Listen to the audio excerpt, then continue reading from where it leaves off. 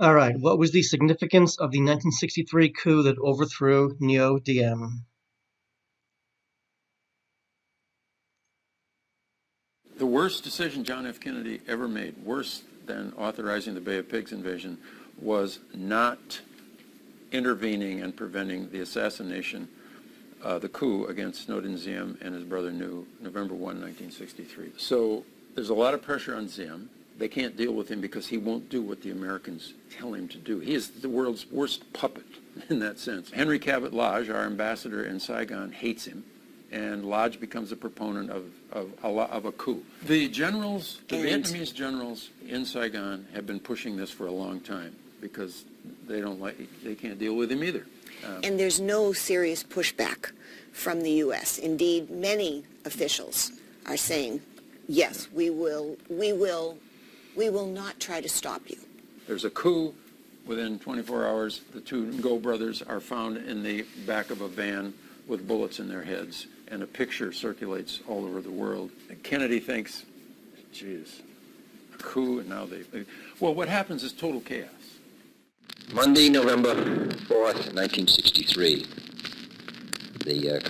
Over the weekend, the coup in Saigon took place. Culminated 3 months of conversation about a coup, conversation which divided the government here and in Saigon. I feel that we must bear a good deal of responsibility for it, beginning with our cable of early August, in which we suggested the coup. Period, in my judgment, that wire was badly drafted. It should never have been sent on a Saturday. I should not have given my consent to it without a roundtable conference in which McNamara and Taylor could have presented their views. While we did redress that balance in later wires, that first wire encouraged Lodge along a course to which he was, in any case, inclined.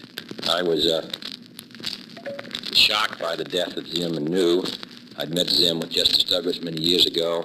He was an extraordinary character, while he became increasingly difficult in the last months. Nevertheless, over a 10-year period, he'd held his country together, maintained its independence under very adverse conditions. The way he was killed made it particularly abhorrent.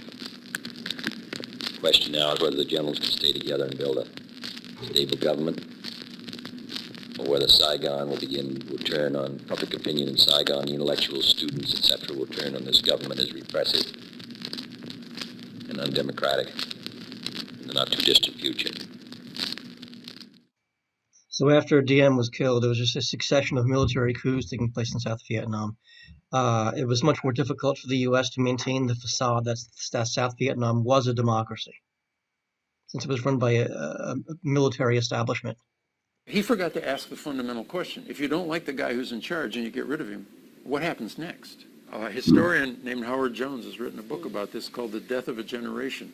And it has to do with that event leading to chaos, leading Lyndon Johnson to try to deal with the chaos by military means, and the deaths of tens of thousands of Americans and millions of Vietnamese.